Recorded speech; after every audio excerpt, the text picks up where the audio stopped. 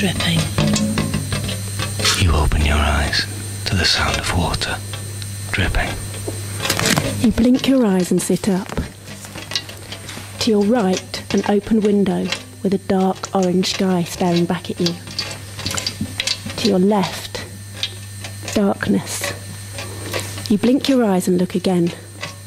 To your left, water dripping from the ceiling into a metal pan.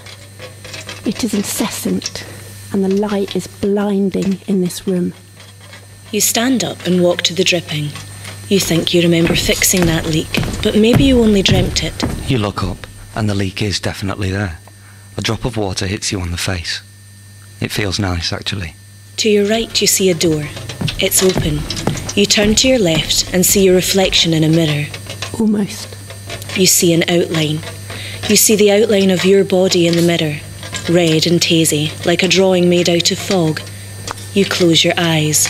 You don't want to look in this mirror because you know what this is all about. You know what this is about and you don't like it. You turn off the lights. And the buzz of electricity quiets. You listen to the dripping.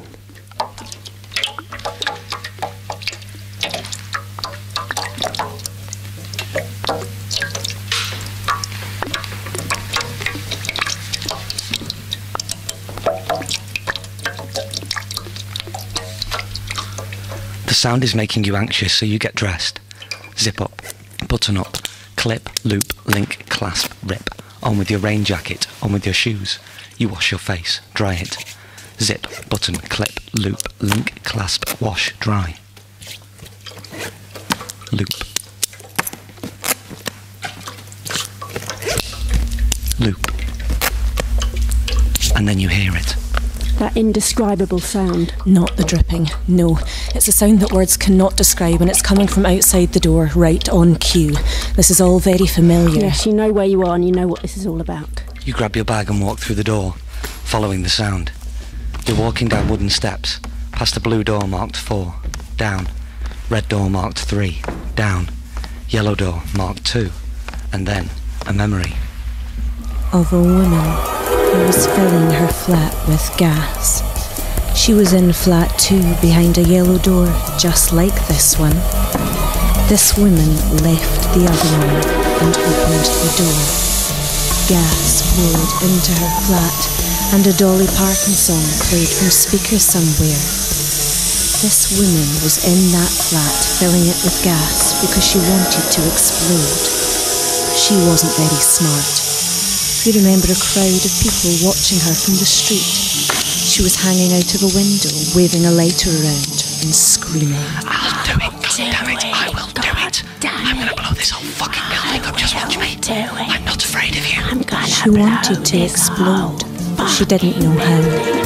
It wasn't long before the police came and took her away. A few days later, you snuck into her flat and lay your head inside the oven.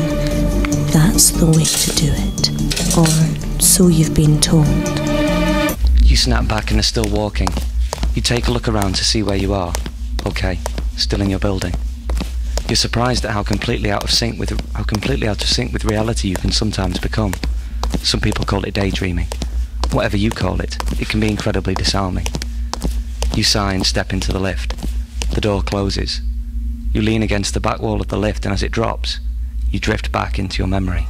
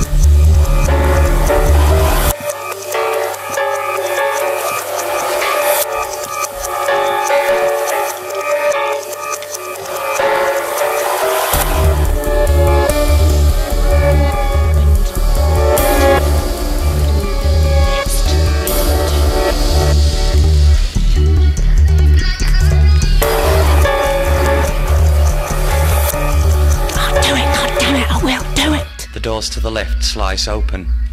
You walk 15 steps exactly and open an interior door. On your right, a bank of letterboxes. You take your key out of your pocket and open yours. Inside, nothing.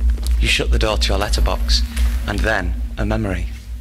Of a woman Of a man. who hung himself out of a window on the 15th floor of the blue building next to the radio tower. He hung there, dead, for a week before anyone noticed. In fact, it might have been more than a week. It's possible no one would have ever noticed him if he hadn't fallen to the street and killed two people who were walking by. The rope he'd hung himself on had frayed from the weight of his body blowing in the wind. And he fell. Like so much dead weight. No one claimed his body, what was left of it, and no one knows why he killed himself. But in that spot, where he came crashing to the ground, there was a strange, indescribable feeling that shivered over anyone who crossed it.